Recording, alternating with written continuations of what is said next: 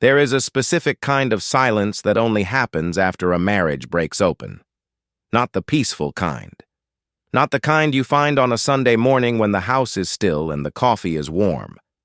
This is the silence that follows a confession. The kind that fills every corner of the room like smoke, thick and suffocating, pressing against your chest until you can barely breathe. Marcus Bennett knew that silence. He had created it himself.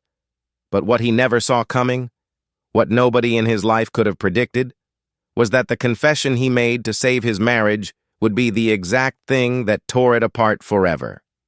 And the reason it tore apart had nothing to do with him.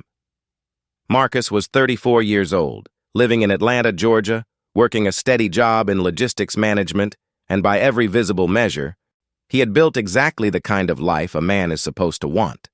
A beautiful home in a quiet suburb, a wife named Danielle who smiled every time he walked into a room, and a future that felt solid, real, and permanent. But underneath all of that, underneath the Sunday dinners and the anniversary trips and the mortgage payments made on time every single month, Marcus was carrying something heavy. Something he had buried so deep he had almost convinced himself it no longer existed. He had a son, a 4-year-old boy named Jaylen, living 40 minutes away with his mother, a woman named Tasha, who had once meant everything to Marcus and now represented the one chapter of his life he had never told Danielle about. For 2 years of their marriage, Marcus had kept Jaylen a secret, not because he didn't love his son, and he loved that boy more than words could hold, but because he was terrified. Terrified of losing Danielle. Terrified of watching the woman he had built a new life with look at him differently. Terrified of the truth. And then Tasha stopped being patient, and everything Marcus had buried came rushing to the surface. What happened next changed Marcus's life permanently, but not in the way he expected. Because when Marcus finally sat Danielle down and told her the truth about Jaylen, he thought he was the one carrying the heaviest secret in that marriage. He was wrong. He was so completely, devastatingly wrong. To understand how Marcus Bennett ended up sitting across from his wife confessing a 4-year-old secret, you have to go back to the beginning. You have to go back to Charlotte, North Carolina, where Marcus grew up the second of 3 boys, in a household that ran on discipline, faith, and the constant pressure to be better than where you came from. His father, Ronald Bennett, worked 22 years at the same manufacturing plant and never once complained about it.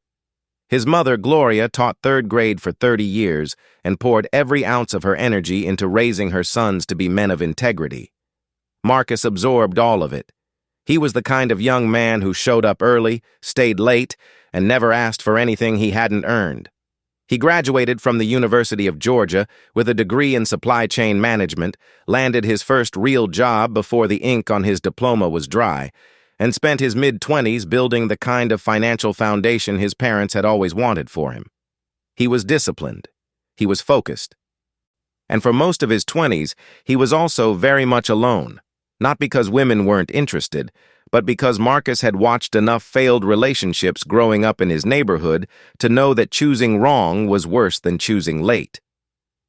Then he met Tasha Williams at a friend's birthday party in the summer of his 27th year, and every plan he had made about being careful went out the window. Tasha was magnetic in a way that Marcus had never encountered before. She was sharp and funny and entirely comfortable in her own skin, and she looked at Marcus like he was worth being looked at, which was something he hadn't felt in a long time. They started dating that same week. Within 3 months, they were inseparable. Within a year, they had moved into an apartment together in Decatur. And Marcus was quietly pricing engagement rings. But relationships that begin with intensity sometimes burn at a temperature that isn't sustainable. By the time Marcus and Tasha had been together for 2 years, the friction between them had become a constant presence. They wanted different things. Tasha wanted to travel, to live freely, to figure herself out without a timeline. Marcus wanted roots. He wanted structure. He wanted to build something permanent. The arguments came more frequently. The silences between them grew longer. And in the fall of his 29th year, Marcus and Tasha had one final exhausting conversation that ended with both of them agreeing that it was over. What neither of them knew that night, what Tasha herself wouldn't discover until 3 weeks later, was that she was already pregnant. The phone call came on a Tuesday afternoon. Marcus was at his desk reviewing shipping manifests when Tasha's name lit up his screen, and something in his chest went cold before he even answered. She told him directly, no preamble, no softening of the words. She was pregnant. 8 weeks. She was keeping the baby. She was not asking for his permission, and she was not asking him to come back. What she was asking was whether he intended to be a father. Marcus sat in his parked car for 45 minutes after that call ended, staring at the steering wheel and trying to understand what his life had just become. He was not the kind of man who walked away from responsibility. His father had never walked away from anything, and that was the standard Marcus measured himself against every single day. He called Tasha back and told her he was in, and fully in. Whatever that looked like, he would show up. And he did. When Jaylen Marcus Bennett was born on a cold February morning, Marcus was in the waiting room. He was the first person other than Tasha to hold that boy. He looked down at that tiny face and felt something shift permanently inside of him, the way tectonic plates shift, slow and enormous and irreversible. He was a father, and despite everything complicated about the circumstances, that felt like the most straightforward truth he had ever known. For the first year of Jaylen's life, Marcus and Tasha found a rhythm that worked. He paid child support without being asked. He showed up on weekends. He took Jaylen to doctor's appointments when Tasha had to work. It wasn't romantic, it wasn't easy, but it was functional, and Marcus was proud of it. And the problem began when he met Danielle. He met her at a work conference in Nashville in the spring following Jaylen's first birthday. Danielle Carter was a project coordinator for a logistics firm based in Birmingham, and she walked into the conference room like someone who had somewhere important to be. She was precise and elegant, and she challenged Marcus in conversation in a way that made him feel genuinely awake for the first time in months. They exchanged numbers.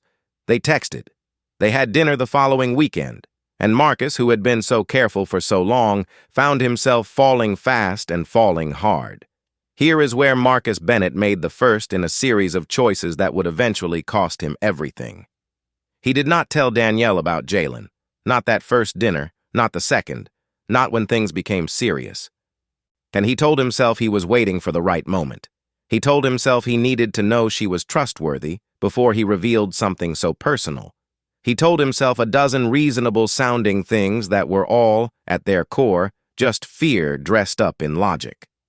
By the time Marcus knew without question that Danielle was the woman he wanted to marry, Jaylen was 18 months old, and the secret had been sitting between them for almost a year.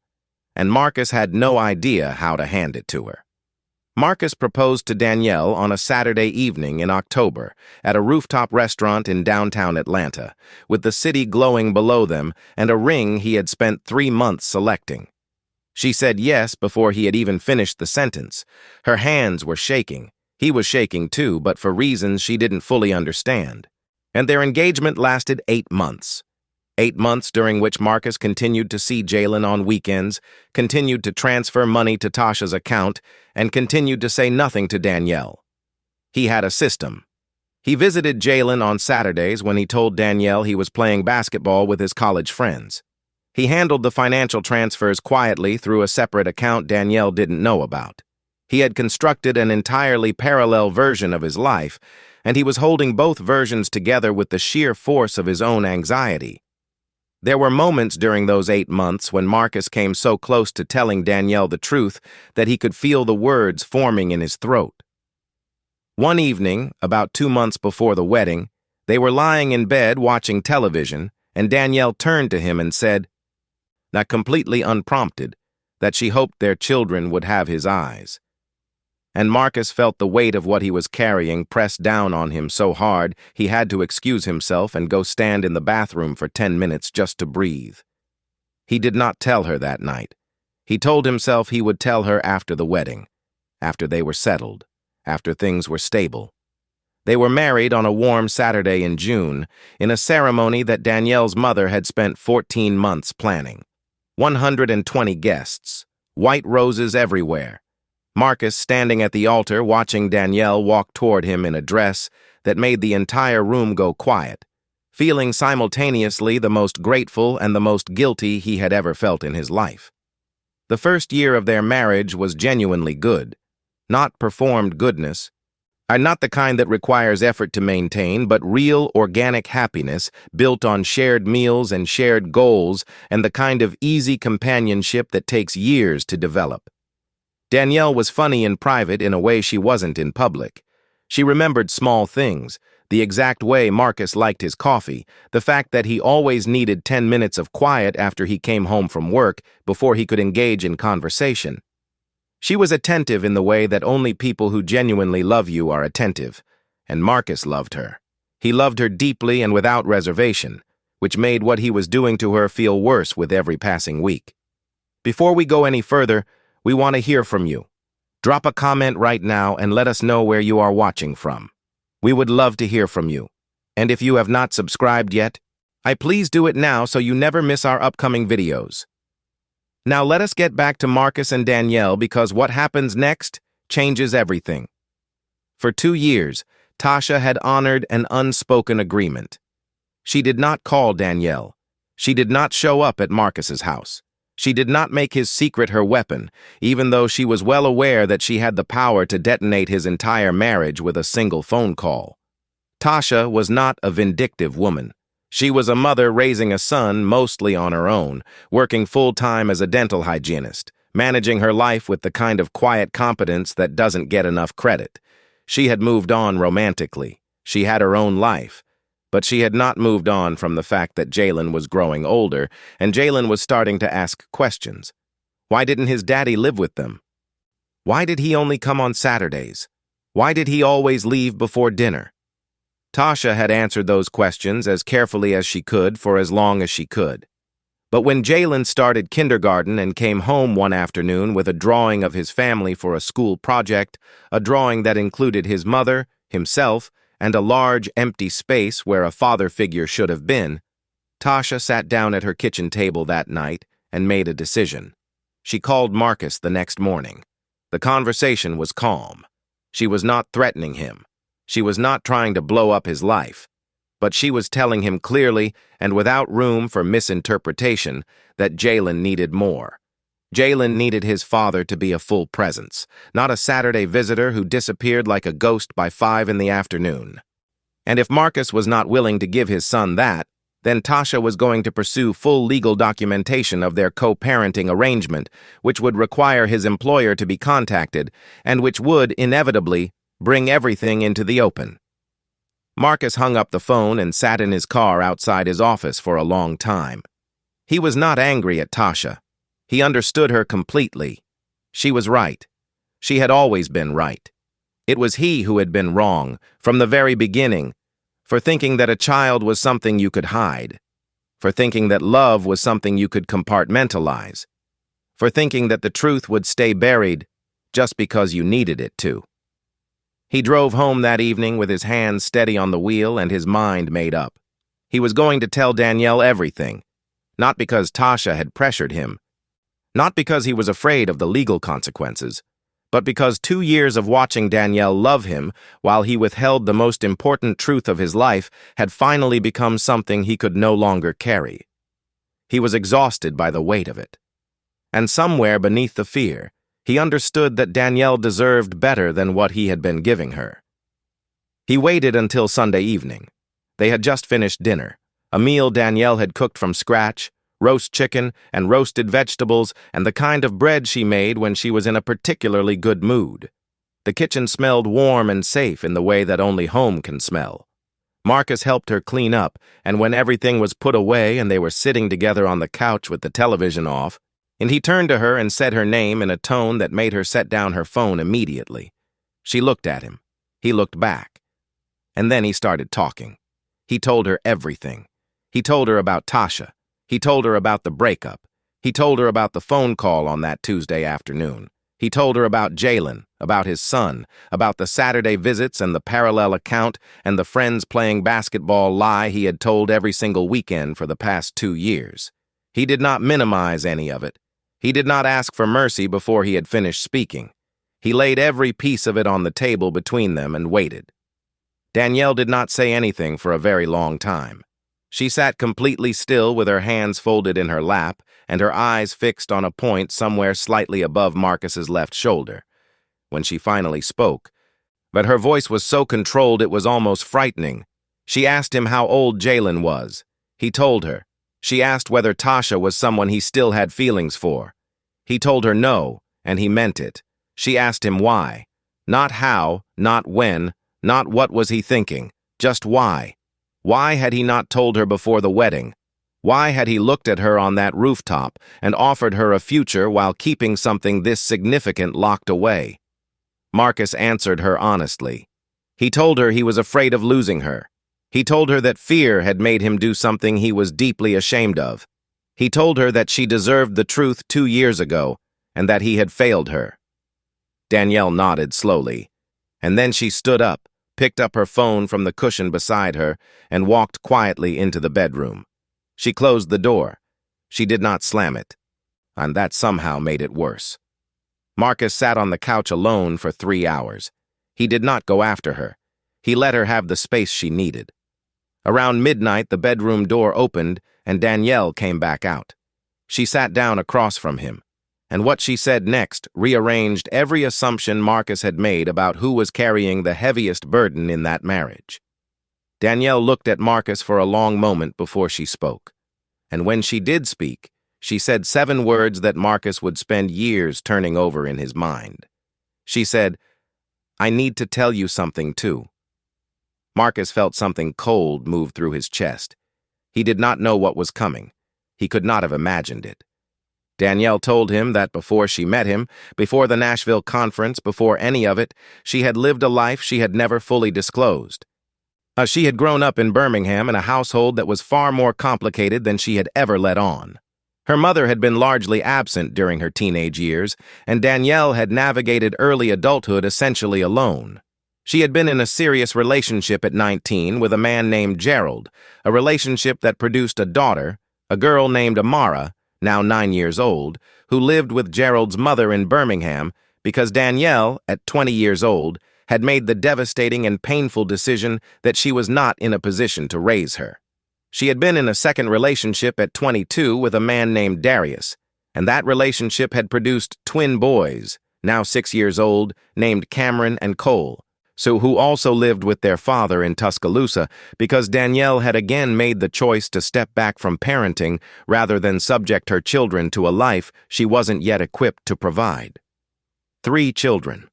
3 children that Marcus had never heard a word about in 3 years of knowing Danielle Carter, 2 of them spent as her husband.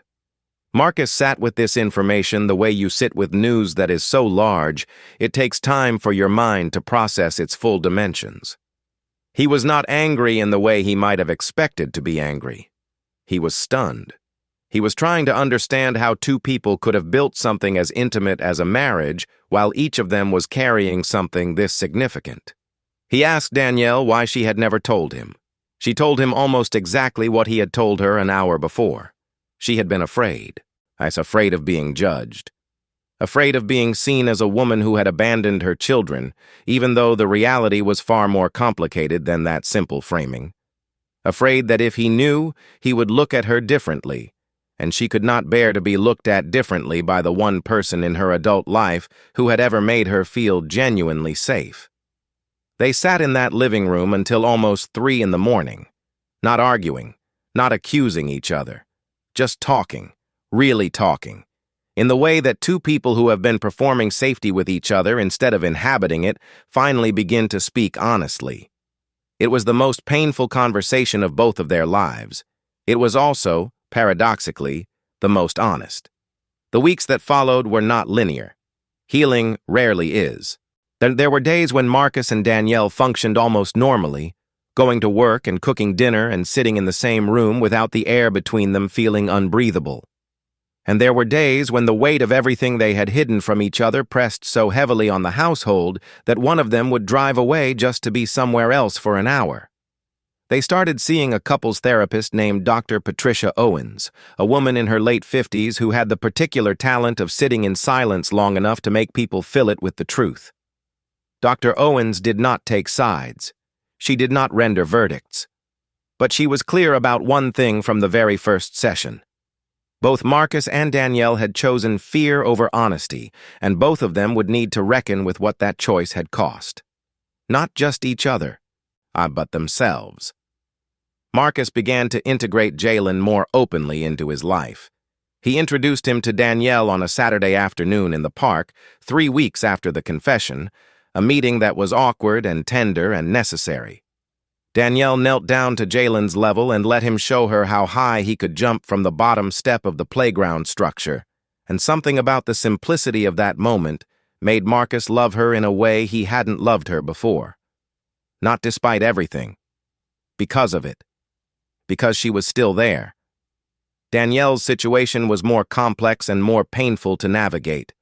Her children were not a secret she could simply introduce at a park.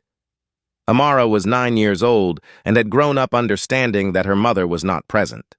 Cameron and Cole were 6 and had their own relationship with their father that did not include the woman who had given birth to them. The process of Danielle rebuilding those relationships, or beginning to build them for the first time in any real sense, was slow and uncertain and full of conversations that left her exhausted and raw. But she started. She made phone calls she had been avoiding for years. She drove to Birmingham on a Saturday and sat in Gerald's mother's living room and met her daughter's eyes across the room for the first time in years, and she did not look away. There is no clean resolution to offer for any of that. Motherhood delayed is not motherhood erased, but neither is it easily reclaimed. What Danielle was doing was not dramatic. It was not cinematic. It was just the long, unglamorous work of trying to correct what time and fear had allowed to go wrong. Marcus Bennett has said, in conversations with people close to him, that the version of himself that existed before that Sunday night confession was a man who believed that love could be protected by withholding the truth.